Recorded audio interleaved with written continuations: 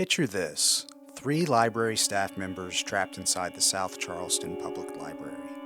Aaron, Toby, and Josh, each with divergent tastes, tasked with watching each other's films. Can they survive with their sanity intact? Find out on Real Opposites, a library podcast about movies. Hey everyone, and welcome back to The Real Opposites. I'm Aaron. I'm Josh. I'm Tobey. And we are back this episode to talk about Toby's pick, The Fall from, I think, 2006. Yeah. Mm-hmm. So, Toby, tell us a little bit about it and why you chose it. I'm going to start with, I know this is polarizing, so I'm scared. But The Fall was one of those movies that, I'm pretty sure we watched in the lunchroom, where the theater kids would go into our drama teacher's lunchroom, and he would show us R-rated movies that without our parents' permission. And this was one of them. To be fair, this is a pretty tame It's a pretty R. tame R. But we also watched Reservoir Dogs. It is not a tame R. And so, because there were movies that he thought had merit for people who were interested in theater or film and that kind of stuff. So, and I haven't really seen it a handful of times since then, but probably not in the last 10 years, because it's impossible to get your hands on up until just now. We have pulled it out of the box like 2 or 3 times this year, times. and it has not been available on DVD, so so it just got a remaster. So The Fall, to talk about why I like it a bit.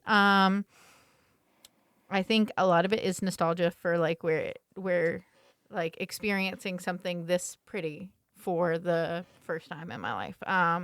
This movie is beautiful, and I think a lot of the critiques of it are it's technically excellent, but it just doesn't hit for some people. Mm-hmm. It's a beautiful movie, though. The scenes are absolutely breathtaking. But I also really love the frame narrative, and to give to oversimplify it, but not too much.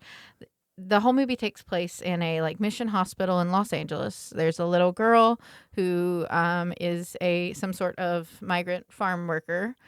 She fell. She broke her arm after while picking oranges in the fields. This is during the in the 1920s. Yeah. And she's broken her arm, so she lives in this hospital right now because the hospital staff is kind of trying to give her opportunity to be a child, not a worker. And then there's also a stuntman who the movie opens with them dragging a dead horse out of the water, and he has been paralyzed. And they form an unlikely friendship over the course of the movie, and he is telling her a story in order to get her to steal morphine so that he can kill himself. And that is the frame narrative for the beautiful fantasy that plays out behind. I love the juxtaposition of how they're both seeing the story, because that's played out in the fantasy sequences where he'll be saying one thing, she's seeing something different, so it there's some inconsistency there. I really like this one. I think it's beautiful. And then the gut punch at the end when they finally screen his movie and they didn't even include his scene and how this thing that was the worst thing to ever happen in his life is barely a blip in the real world. And so kind of cementing everything can be horrible and you can want it to all be over, but in the grand scheme of things, you're a grain life of sand. moves on. You're a grain of sand in this big universe of and so I just think I love that ending. I think it's beautiful because it's just they have this whole moment and he realizes, this thing that was my whole world doesn't really matter because the future's going to move on without me. This little girl who I have this bond with now is going to go out into the world, and it allows him to move on. And I think that that's really, really beautiful. So it was a fun one. And I guess the director Tarsem's gone on to make some awesome movies. Mm-hmm. And this is still his favorite. Yeah. At the end of the day, he said, I had to make this so that I could breathe. It's it definitely had been in my heart forever. So it's definitely his most personal film. Yeah. You can feel him using the medium of film as a way, as a therapy session. Yes, exactly. As a coping mechanism. Yeah.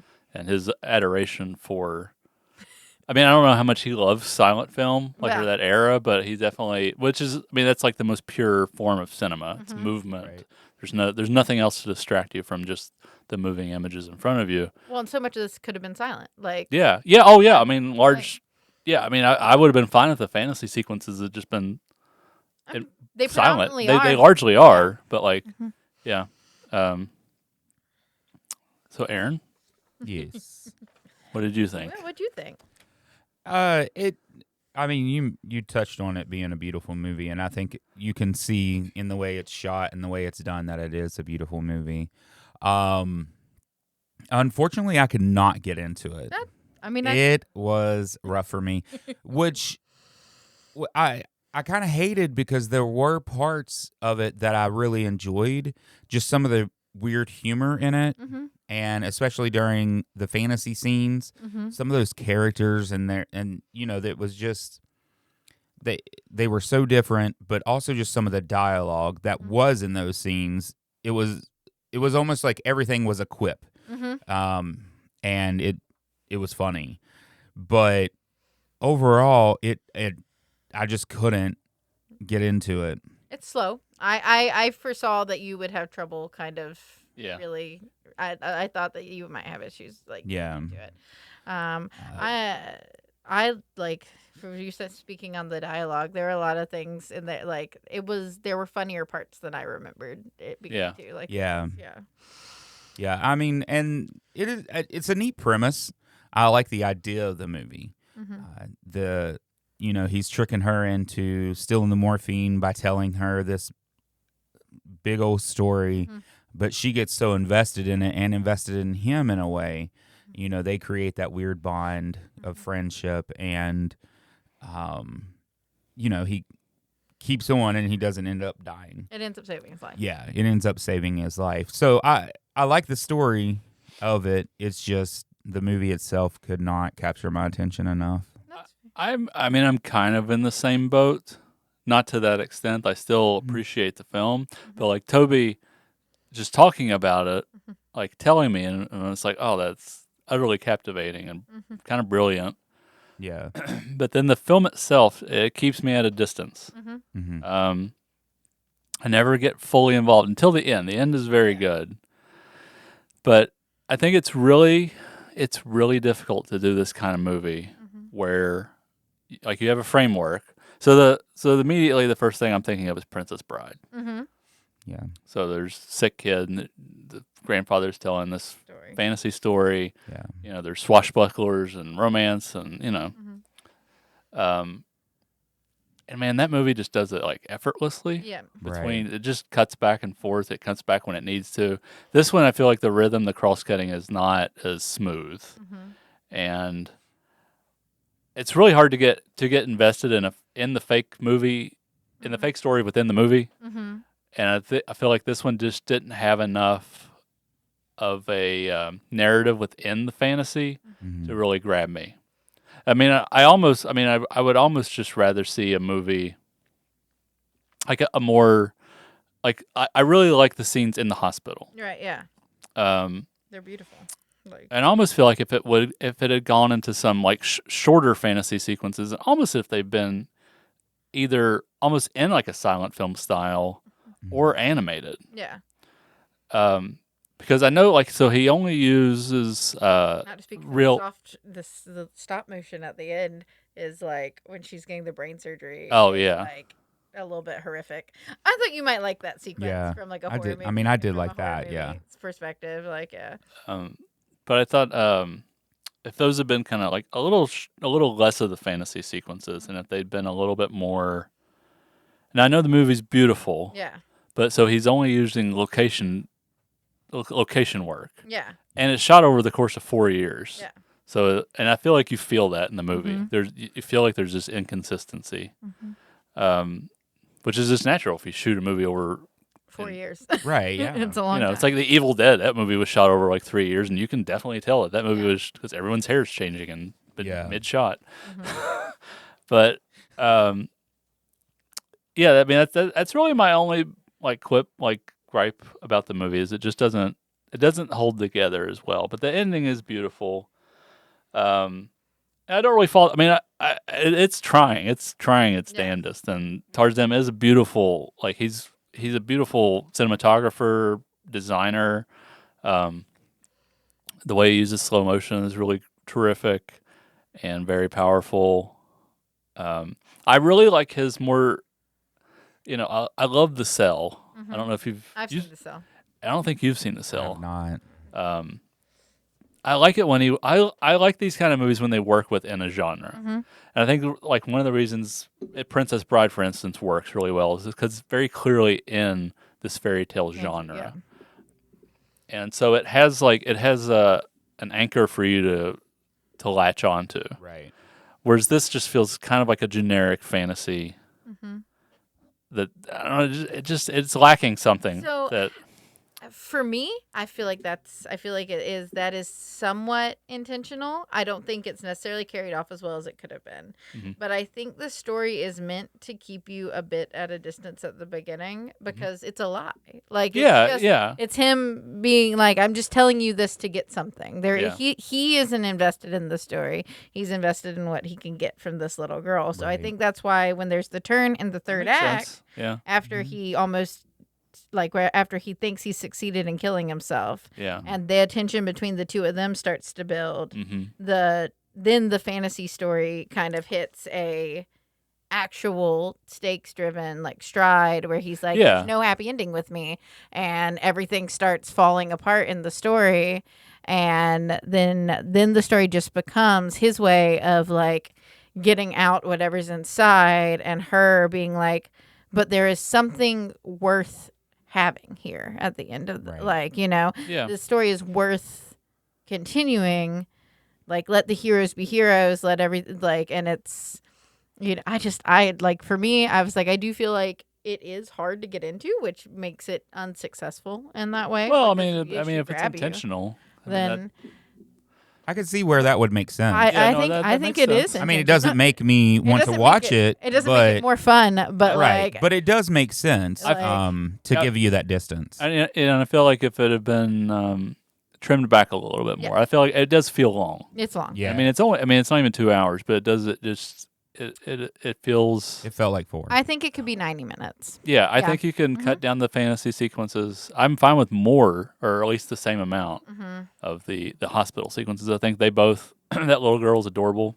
But she's not precocious. And she's nice. It's nice to have a child character that feels like an actual kid. Yeah. It did have that. Yeah, she's just very sweet, very I just could watch them all day. And a large number of their scenes are ad libbed. A lot of they feel very natural. Yeah, just what he said to her. And Lee Pace's acting in this, I think, is he's great. And this is why he got cast in The Hobbit. Yeah, and he has a great physicality too that works really well in the fantasy sequences. I can totally see how they based on the fantasy sequences why he would be like, oh yeah, I want this guy for Thandril in the Hobbit trilogy. I just think, I don't know, for me, yes, I think that it's not there. Yes, I think it is polarizing because I for some reason, to me, I feel like the disconnect is intentional, and the payoff when it finally hits in that third act, it's like, oh, okay. Just builds and builds, and, until it crescendos, and and the stakes get really high. Yeah, and I think this is another one of those movies which I've mentioned a couple movies being like this is if you can get into the movie, if it can pull you in like it does you, Tobey, it's a good movie. Yeah. Like I said, there were so many things that I liked about it that made me want to like this movie. It just moved way too slow for me. It felt like it was 4 hours long. But this, like I said, the story behind it, I like the premise of it. The comedy of it, even though it's not a comical movie, was great. I laughed a few times.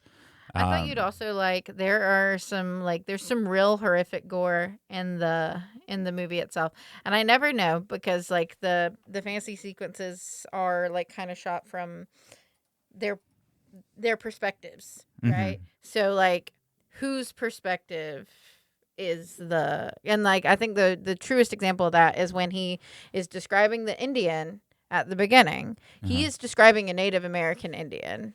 Right. And we are seeing he's describing a Native American, and we are seeing an Indian man. Yeah. At like, in the story, because he says things like wigwam and squaw and it's so is that Alexandria seeing the story? And when he says Indian, she's picturing an Indian man that she knows, as opposed to like a Native that's American. a nice little touch, yeah. And I think that's your first clue that like,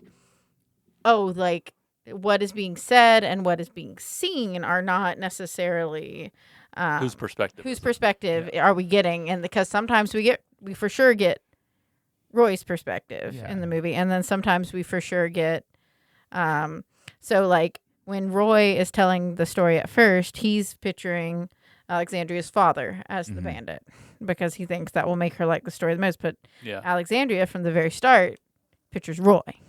And so, like, they kind of, that switches back and forth depending on who just talked last. Right. Based on their, like, the actor switches back and forth depending on who just talked and, like, in the story. And it's, I think that's some great work on, like, his part of, like, but, like, you have to, like, really sit in it and watch it to see that. I guess it does get slow in the middle. It drags. But I really love, like, that switch back and forth. So, like, I always wonder, well, Alexandria, the little girl, has seen a lot of horror in her life. She's seen a lot of terrible things. Her father was killed in front of her. Her house was burned to the ground. Her horses were she's seen a lot. So I always wonder when Tarsem is putting this together in his mind, who is seeing the flayed bodies hanging from the ceiling as a chandelier? Right. Like who? Because all Roy says is his brother had already been killed and tortured. Right. And like. So who's seeing? I forgot about that. I remember it turning to that, and I was like, "What? Are those bodies?" Yeah. And it's like it did take me. So in whose mind is like, are these terrible things happening? Right. And I think you get that clue at the end that it's Alexandria, because like when she's being like when she's having brain surgery, all of those images are horrific. Right. And it's like, and you see, and then you get the flash to her past and stuff, and it's like you kind of get this to me that adds to the sense that like Roy's a big baby. Like, yes, everything that's happened to Roy is terrible, but like he's got this little girl who's like, just like, my father's dead. Yeah. They like, they stole, just this is reality. And like what happened to you is a blip on the you're still alive, right? You still have a future, like you can get past this. And it's like so like in my mind I feel like the truly like you see the man get shot multiple times and fall back on like the things, and it's like to save her. I think the fantasy sequences really take off once she's in them. I would agree with that as the bandit. It's just hard. I mean, I feel like in theory I like the movie more than I actually do when I'm watching it. Yeah. I like what it says, but there's just something that keeps me at a distance throughout pretty much the whole movie. And I feel like I feel like if it was just a little shorter, a little bit more quickly paced. I like efficiency in movies. Yeah. Even though I like a lot of really long movies, but there's a lot in those movies. I agree with that.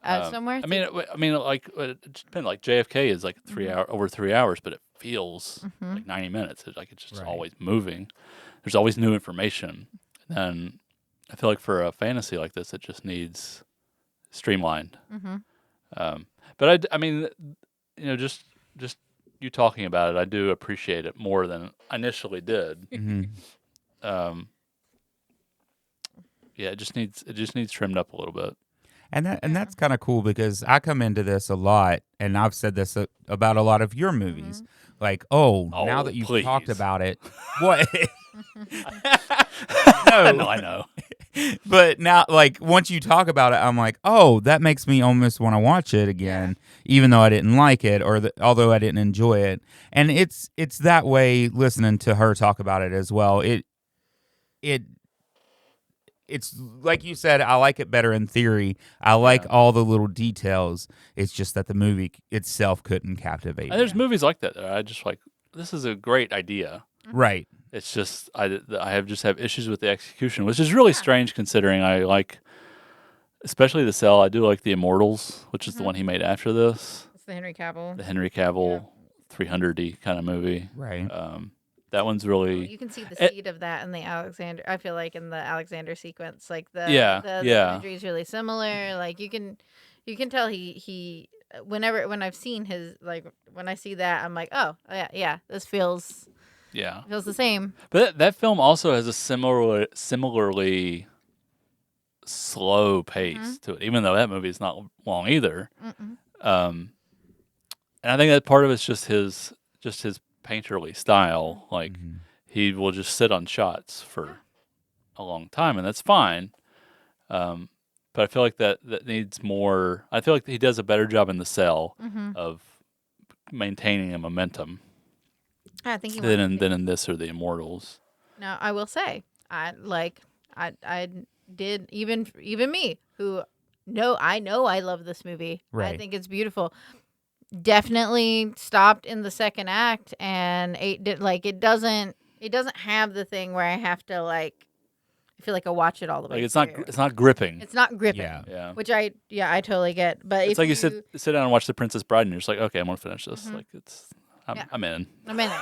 This one's not as gripping, but I think the part of me that appreciates like just a piece of artwork on the wall can like get into this. Like when I see this movie as walking through a gallery that has a story interwoven through it. Honestly, that might be a better version of the movie. Right? You just print it off like 30 screenshots from the movie and put them on a canvas. Yeah. And just walk through the story. Yeah. I feel like you'd get it. And maybe in an even more potent way than the film itself. It's so I think for me there is I appreciate it just being like lovely to look at sometimes. Like those, those real moments of like I said, it's true for Hero, it's true for like Crimson Peak is not a good movie. Doesn't have a solid story. Yeah. Not beautiful to look at. But it's beautiful. Beautiful set design. Like it's gorgeous. Makeup. Beautiful. It's beautiful. And it's like a very, very expensive episode of Dark Shadows. Yeah. Yeah. It's the story's pretty predictable. It's beautiful. I didn't find the story particularly predictable, which I like too. Like the story of him and the little girl, and I love his Lee Pace's acting really sells it. Like his breakdown when like they're yelling at him about like, this is your responsibility. You made a friendship with this little girl, and this is what you do with it. And he's like, I mean, the frame narrative is the highlight of the movie for me. It's gorgeous. I don't know. There's just a couple scenes like googly, go away. When that's not what he says, but that's how she turned. Go away. I just think there's some good moments in here. And that's what I was saying. It is like you've described it, more of an artwork kind of thing, and I saw it like that as well. And it does have its moments that, like I said, there were plenty of times I laughed. And I think that was mainly from the interpretation of the child and how she was viewing everything. But it is just missing that one thing that keeps you in it. I think so if you're another reference would be the Wizard of Oz for like this kind of like a fantasy world. But I think in both that and then like Princess Bride is you have within the fantasy identifiable characters that are like real characters. You have Andre the Giant, you have the black the Black Pirate, you have Red Pirate Vasily, you have Inigo Montoya, and you're like, I love those characters. And then in this, the fantasy it's too vague. There's not enough characterization in the fantasy. I agree with that because it's like, and that doesn't draw me in as much. These feel like every character in this, besides Roy and even Roy to an extent, feel like your first run at a D&D character. Yeah. It's very generic. It's very like you don't really have their background developed. You're like, well, like he was a slave that revolted when his brother died. And that's it. That's as deep as it goes. Yeah. There's no like then that doesn't really inform their choices later on. It's just this is what I know about this person. Yeah. And that's what it feels like. It feels like someone making up a story on the spot and like wanting there to be depth there, but it can't. But Roy is so cut off from emotions about anything besides his medium pity party he's having that his girlfriend left him for a famous actor that like he can't get into like someone else's trauma. He can only deal with his own. He's so into what's going on with him specifically. He can only deal with his own in that moment until, like I said, basically until Alexandria enters the story, and then he starts seeing the way that like he is affecting other people's trauma around them. So he's like, it's part of life. Everybody dies, and like trying to get to and it's like, what a selfish way to go about this. Like, she is a 5-year-old little girl who is, which I think the actress is probably like 8, but she's supposed to be 5, and it's like, why would you tell? Like, it's like, yes, it is important for kids to know about the reality of the world, but you don't just take a child's dreams and crush them while they're on the operating table, right? So, like, he has to have that moment of growth. I don't know. I just like it. This is one of my favorites. What parts did... I'm going to go to Aaron here because he hasn't talked very much this episode. Mm-hmm. What parts did you like? Or didn't you like? But, like, I feel like you didn't like the pacing. So that's hard to talk about. The way. But, like... the pace. Yeah. That's definitely what I didn't like. Yeah. I think for that, that's what took me so far out of the movie. I actually enjoyed, and I was surprised by how much I enjoyed the fantasy scenes. Oh, yeah. Because I am not a fantasy person. They're pretty, though. They're pretty, and I think it's when I laughed the most, and I enjoyed that. Laughing's fun. But there's a good bit of physical comedy to them, too. Yeah, there is, and the little bit of dialogue is just the way she interprets it. I found was funny, and I think that, like I said, it was very surprising to me that was probably my favorite scenes were Charles those. Darwin is hilarious. Like I find that he was like, I need someone else. We're gonna go with Charles Darwin. I think he's wearing like a fur coat the whole time. Yeah, it's like a butterfly. Like what is happening? Yeah, it's like we're gonna go. I thought that was hilarious when he showed up, and he's just like talking to the monkey, and he's like, I think we should go this way, like and that's what I don't think there was. Like you said, it's not like they delve deep into the characters, but the characters for what they were pretty funny. They're pretty fun. And they fit the need of the story itself. We're learning about in this movie, I think, what it means to be heroic in the modern era. And I think that there is a moment with Alexandria that really like hits me where she is. I just read a book about this, that one of our new children's books we got in, where she is acting as interpreter for her parents, and she's protecting her mom's feelings during the conversation. Like the doctor's like, she has to stop working in the field. Like you can't, if she does this, she's going to fall again, and she might die next time. Like he's like having a conversation, and she doesn't translate that. What she translates instead is he wants a piece of one of the cookies that you brought. Yeah. And and then she asks a question, and Alexandria doesn't translate the question because she's like kind of taking on this part of like this little girl has a lot of emotional intelligence. Like she knows what Roy tried to do. She knows he tried to kill himself. Because when she wakes up in the morning and she sees the body, she immediately thinks it's Roy. And it's like this, like, how much everyone is trying, like, no one gives her enough credit for, like, what she's doing in the world at this point in her little tiny life. And I found that moment, like, really, really sad, too, because, I mean, that's the reality of, like, what do you do when you have to feed, 5 children and your husband's dead and and Alexandria understands, like, this is life for us. Like, I can't not work in the fields. We'll starve. But yeah, that moment as when I was a child, when I watched this for the first time, a lot of what happened with Alexandria missed me. But as an adult, I see it and I find it sad. Yeah. Oh yeah, it's definitely a bummer. Yeah, like I could see how it wouldn't translate as when you were younger. Well, that's like but yeah, and it has to be kind of depressing watching as an adult and then seeing that side. When you remember this movie just being fantastical, and then you watch it and you get all these new things, I think insights. As a teenager watching it, obviously, like, I understood, like, depression. I understood what Roy was going through, but, like, understanding the little girl's perspective is harder, because I think when you're a kid and you watch kids deal with hard things, you're like, yeah, I could do that. When you're an adult and you watch kids deal with hard things, you're like, they shouldn't have to do that. Right, like, exactly.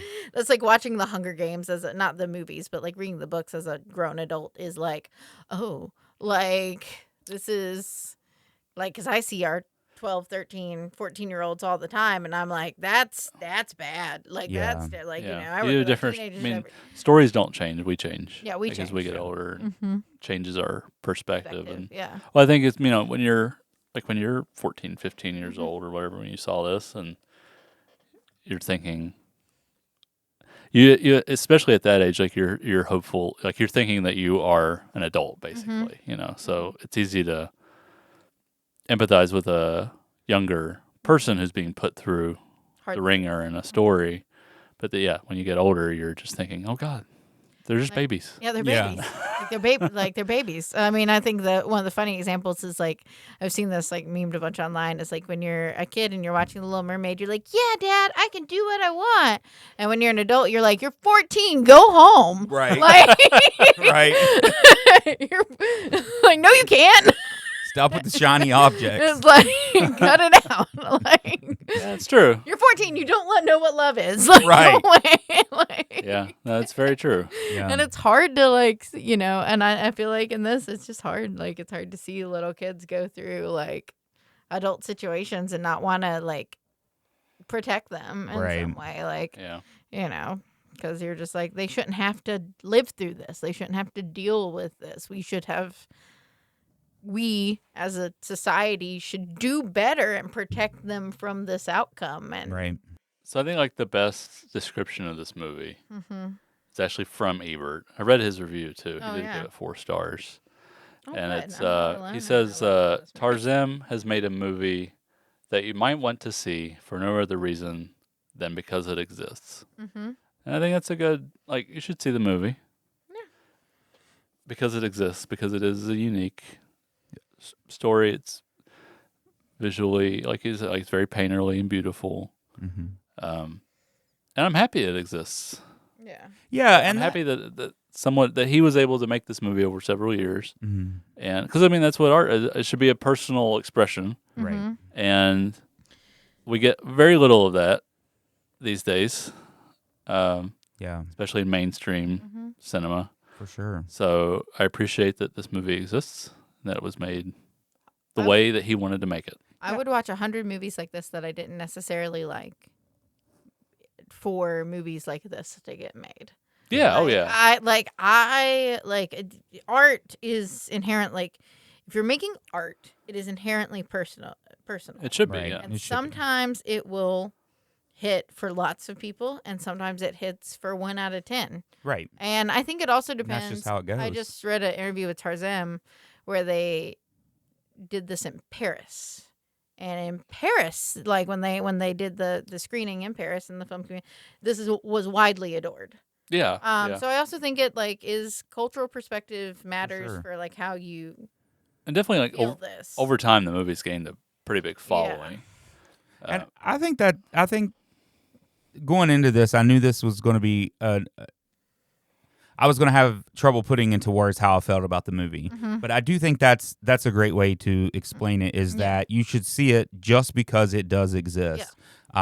Because he was able to put his soul into it somewhat. Yeah. And because it is a beautifully shot movie, and it's not the most entertaining or gripping thing that exists, but it is in its own category in a way. Yeah, and it is a love letter to film. I think if you It like is, it film, is. like there's a lot of little moments in the beginning, like where they do the keyhole camera, Yeah. where it flips the horse over and she's watching it on the wall. No, I like and that. when Yeah. she's like closing her eye.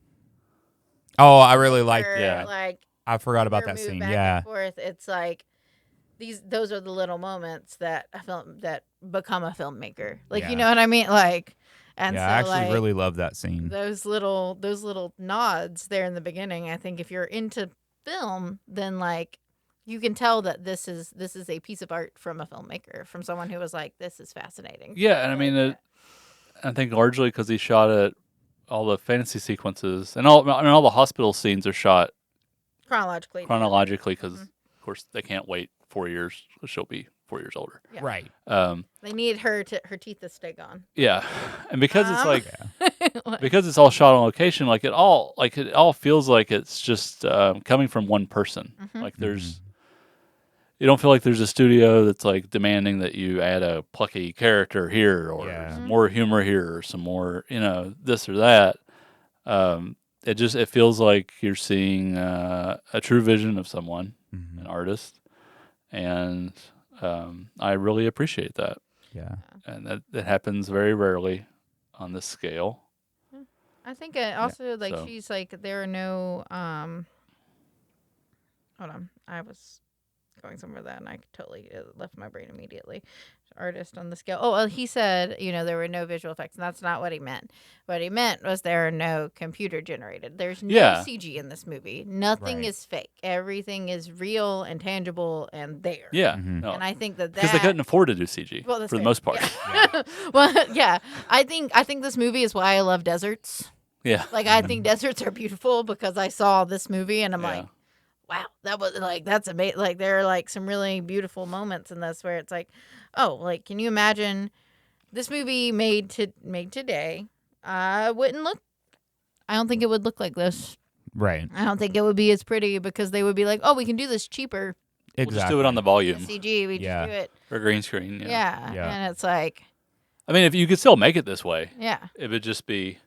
I feel like if Tarzan was making the movie now, he would still make it this way. Yep. But if this was a story that, like based on a book that the studio had optioned and they got some random journeyman director to direct it, it would just be like, make it. This will look like every other movie that's shot on the volume, shot on a stage. And that goes back to that. I mean, honestly, what I think is the beauty of this movie, although I didn't thoroughly enjoy it, it exists in the world that.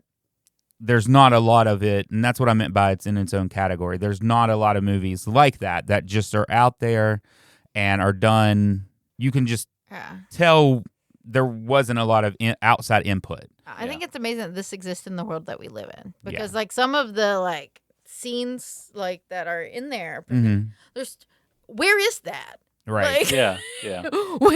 Where in the world does this exist? Yeah. And look and this way? It's impressive. Like he doesn't find locations that you've seen in other movies. Yeah. Either. Except the blue Morocco, the blue city. I don't know exactly. Oh, I think it's. Well, I know he may have taken some of them from Baraka, which is a kind of like a tone poem documentary, where it's just like basically just travels throughout the world. You're right. Yeah. And just various imagery, and so it may have been something from that. I know he was very inspired by that for the fantasy sequences. But it's like that. Like, where is that? Where? Yeah. Like, where? I want to go. I want to see these like some of these places. Like, But yeah, I mean, like I said, I enjoy it more talking about it than I do watching it. Yeah. I think so. I think it's one of those. I think that's part of why I like it so much. Is my first experience with it was somewhere where spoke about all of the things. But again, even watching it now, it's like there's a lot of things that I think about now that are totally new. And and those first experiences, like when you first see a movie and it really, you really latch onto it, that lasts. Like that'll go with you for the rest of your life. Yeah. About I like this. Yeah. I really like this. Really, I feel it, even though if you can't, it is hard to like things as an adult. it is. I don't know if that's part of like. I wonder about that sometimes because I like less and less anything that's being made now. Yeah. And I do think it's largely that just movies and shows are just not as good. I think there's too much, too many, and there's less emphasis on prodding the audience to think in a way that is like some movies do that and they do it really dumb ways. And I mean, I just feel like I don't get as much of that anymore. And or movies that just at least have fun with conventions and are really surprising. Because I feel like if 95% of the movies, like I know where this is going. There's no surprises.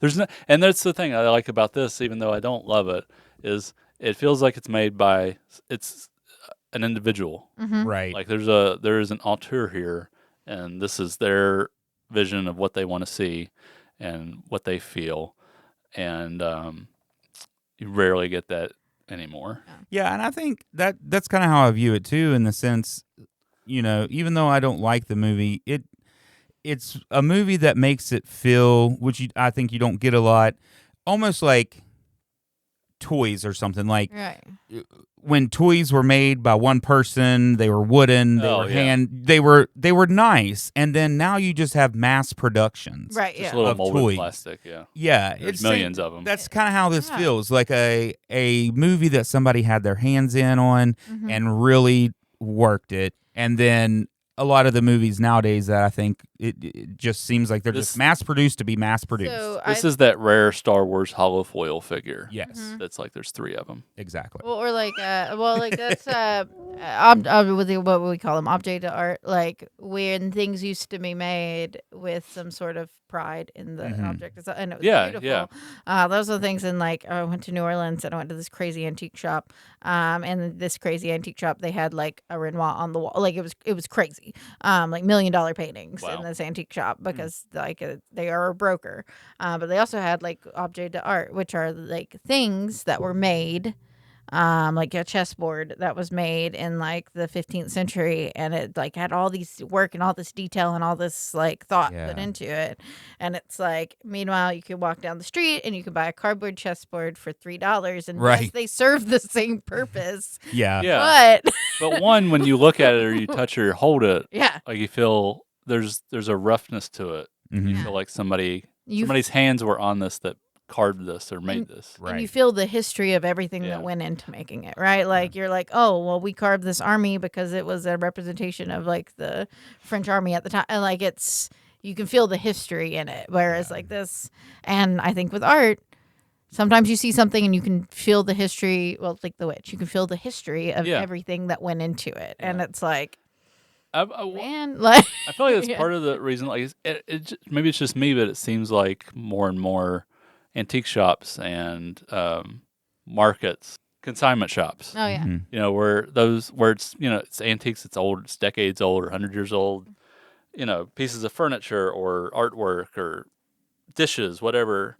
Like, because we continue, like more and more, we live in a digital artifice, and those things like vinyl records are really popular, like because the music they love, they want to touch. Picking a song or a movie on a streaming service is not the same as putting a disc in the player or loading or putting the record on the turntable. Or going to a store to pick out a movie. Exactly. Or a record. Like there's flipping through the stacks. Yeah. A bookstore. There's that tactile sensation that, for one thing, it gives you remember that more. Right.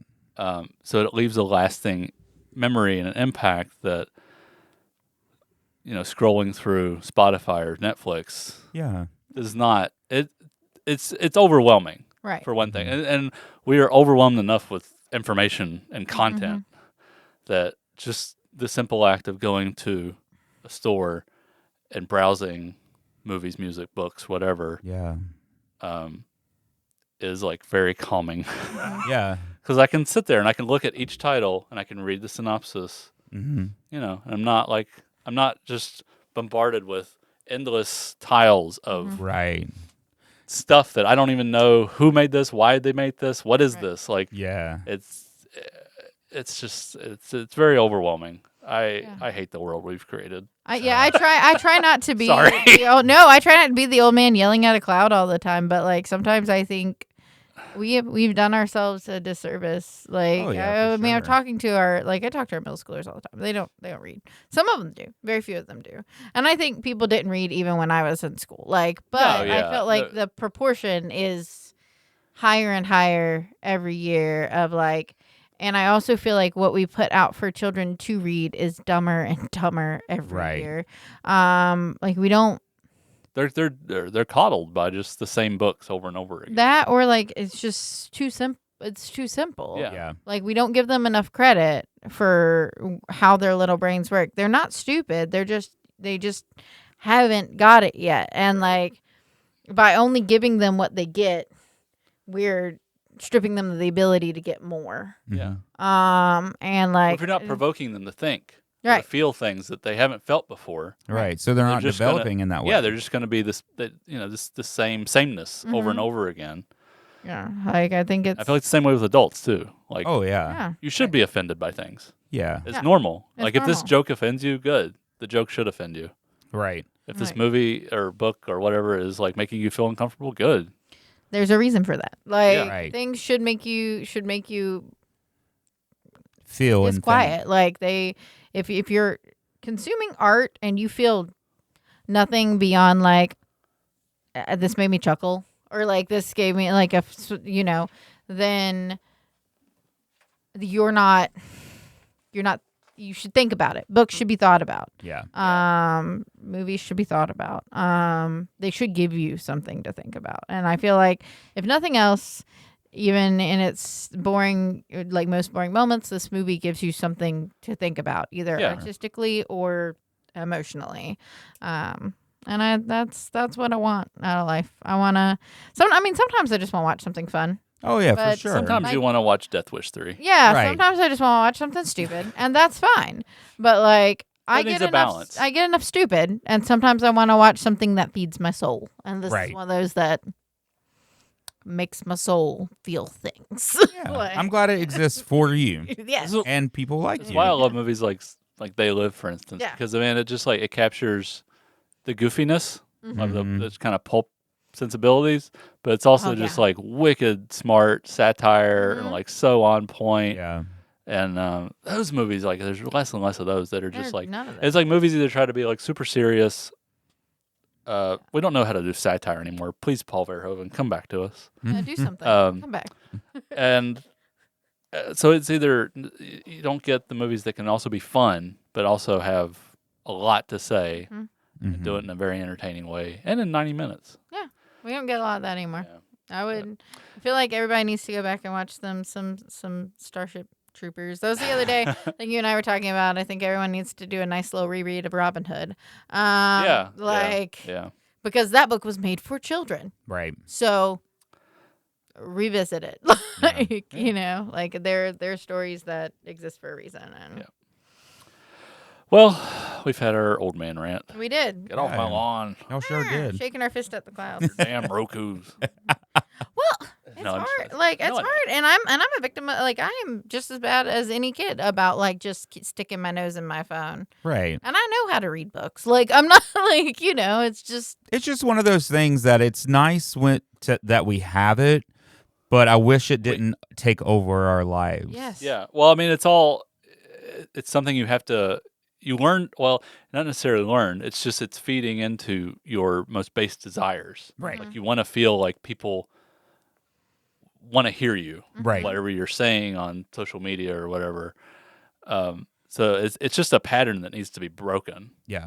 And I think, like me, like I just left Facebook, and for a couple months now, I deleted my account, and I feel so much better. Oh yeah. I don't feel as overwhelmed or anxious, and so I implore everyone to leave Facebook. Yeah. Or Instagram. I haven't. I mean, I didn't delete mine, but I have started using it less and not using it for news and things. It's a terrible service for news. Yeah. You don't use Facebook. No, I know. That's why I almost never know what's going on. I mean, that's part of the problem with the world is like people use Facebook, which for news, which it's mostly just there to get a reaction. Exactly. To say very big things that are not real. Right. Just to get you to be angry or upset. It has been nice. Yeah. It's not.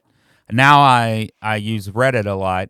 And I search out specifically what I'm looking for. Yeah. I'm not being fed. It's not driven by an algorithm. Right. It's just I'm not being fed things. He watched this video for 3 seconds. He wants to know everything to feed him about more of this. Right. Yeah.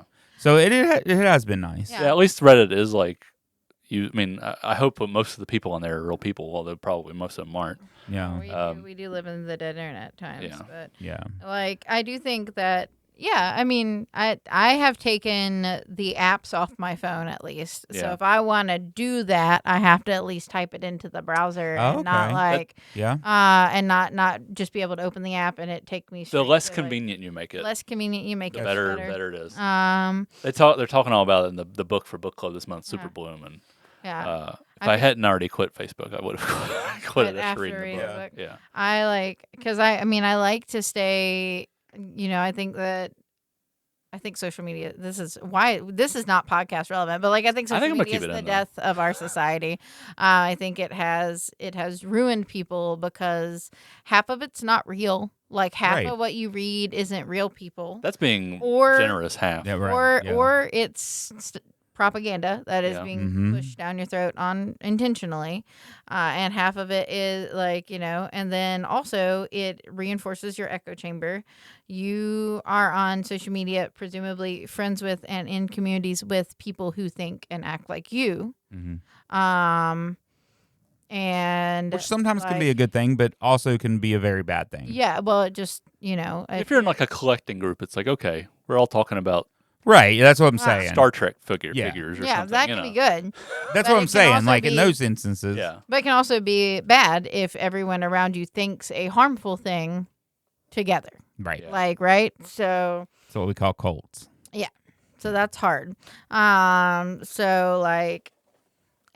things they've proven 4chan recently got Anonymous hack them and provide everyone's information to everything.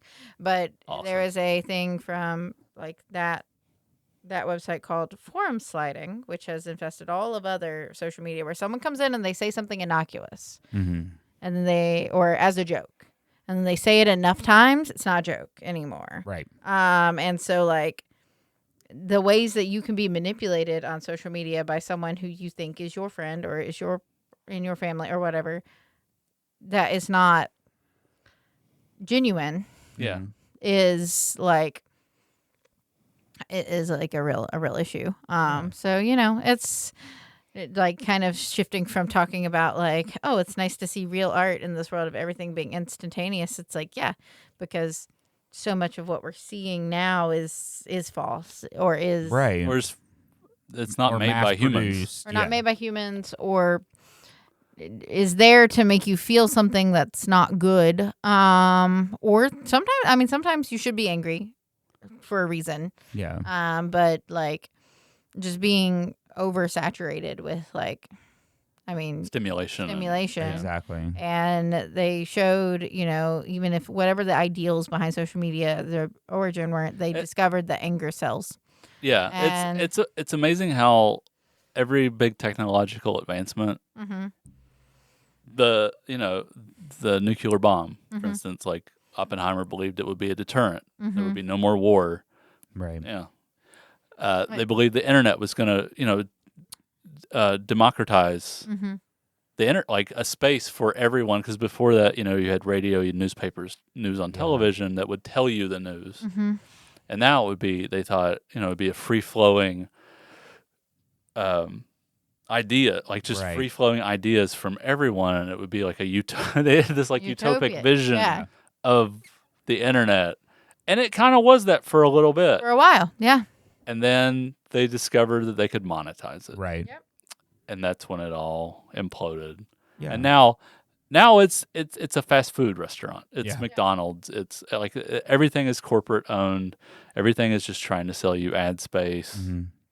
Or everything is ad space, and they're just trying to sell you stuff, Yeah. a better lifestyle, a better, lose weight and get financially secure, do this, do that, get up at 4 a.m. and apply all of, your morning routine stuff. It's just, it's, and it, subconsciously, whether it's nonsense, but subconsciously it is affecting you and making you feel insecure or less about yourself. Right. It's hurting you in the long run.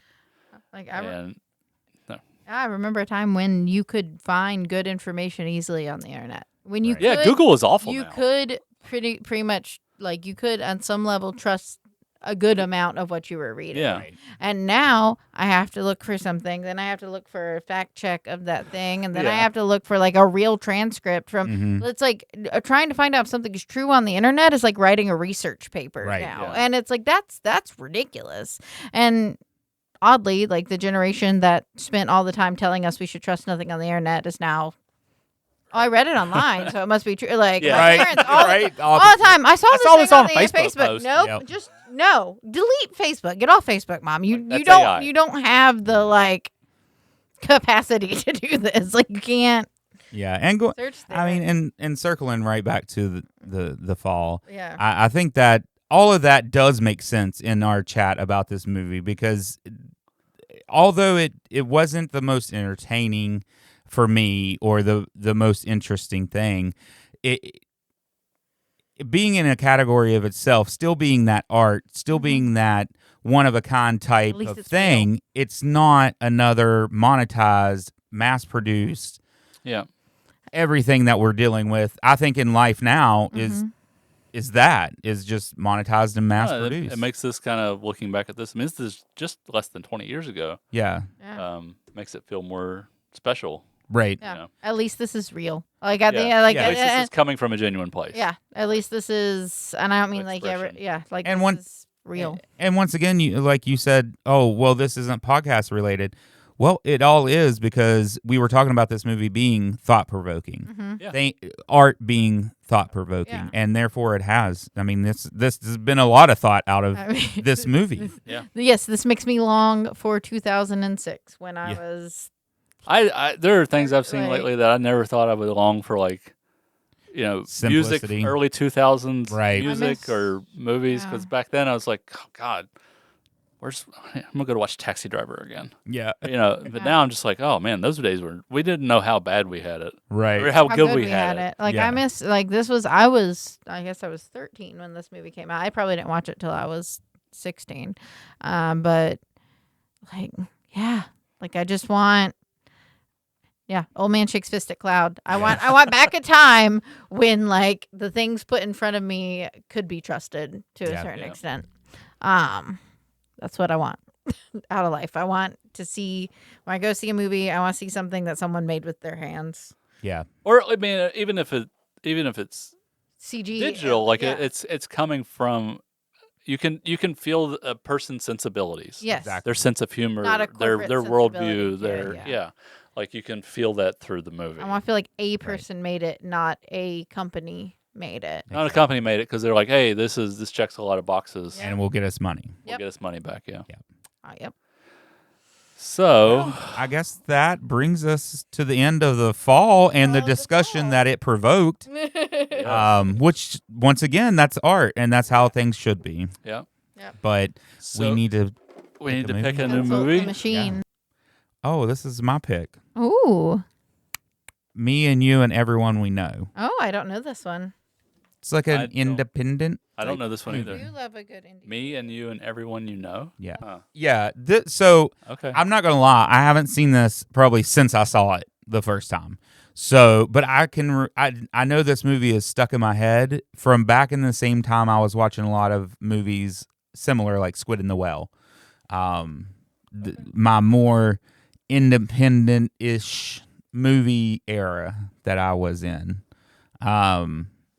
So I'm hoping that I still like it Could be that we all hate this movie. I don't know. But I just thought it was interesting to put in. But if you'd like to, maybe check out the movie, me and you and everyone we know, and then come back next episode as we discuss it. And remember that this podcast is made by real people. At a place where you can touch real things like albums, movies, and books. At your public library. But until then, I'm Aaron. I'm Josh. I'm Tobey. And this has been The Real Opposites.